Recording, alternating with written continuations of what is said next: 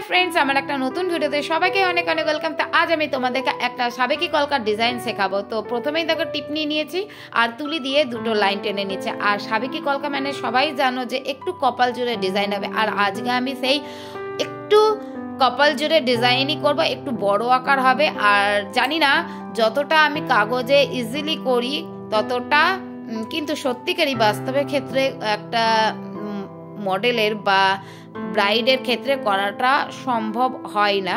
তবুও আমি ডিজাইন তোমাদেরকে শুধু শেখানোর উদ্দেশ্যে বিশেষ করে ডিজাইনগুলো তোমাদেরকে দেওয়া আর শেখানোর চেষ্টা করি। তো এখানে দেখো দুদিকে আমি কিন্তু ডটের মোটিভ দিয়ে দিচ্ছি, আর একদিকটাতে কভার করে নিয়েছে, আবার অপোজিট দিকটাতেও দেখো করে নিচ্ছে। আর যখন আমরা এগুলো কিন্তু আমরা বেসিক ক্লাসেই আমরা এইগুলো শিখে যাব কিভাবে আমরা ডটের মোটিভগুলো ইউজ করব, কোথায় কোথায় ইউজ করব।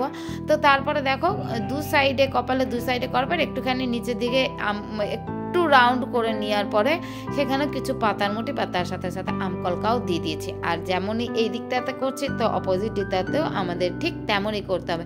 তো দেখো একদিকটা করার পরে আরেক দিকটা করতে গিয়ে একটু ভাবছিলাম যে ঠিক হচ্ছে নাকি ডান দিক বা দিক, তো একটুখানি দেখো আমি ওয়েট করছিলাম, তারপর আবার ভাবলাম না এইভাবেই করতে হবে। তো যখনই আমরা দুটো ডিজাইন করব তো সেম করার চেষ্টা করতে হবে, আর দুদিকটা দেখে করতে হবে, একটু কেয়ারফুলি করতে হবে। কারণ সত্যিকারের গালের যখন ডিজাইন করা হয় দুদিকটা বা গালের বা কপালে দু সাইডটা যখন করা হয় তখন কিন্তু আমাদেরকে দেখে দেখে দুদিকটা সেম রেখে ডিজাইনটা করতে হবে। কারণ যখন ব্রাইড সেজে নেবে তারপরে যখন ডিজাইন ব্যাকাটারা হয়ে গেলে তখন কিন্তু আর ভালো লাগবে না, যেহেতু মেকআপ করা হয়ে যায় অলরেডি। তো তারপরে টিপের দু সাইডে দেখো দুটো আমকলকার মোটিভ নিয়ে নিয়েছি, তারপর ওপরের দিকে তুলি দিয়ে টেনে নিয়েছি।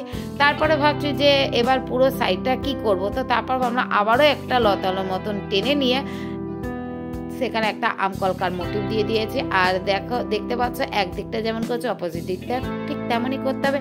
তো করার পরে ওপরের দিকটা দেখলাম যে একটুখানি পাতা জায়গা বেশি রয়েছে, তার জন্য একটা পাতার মোটিভ দিয়ে দিলাম, আর যে জায়গাটা ফাঁকা ছিল সেখানে কিন্তু আমি ডট দিয়ে টেনে নিলাম।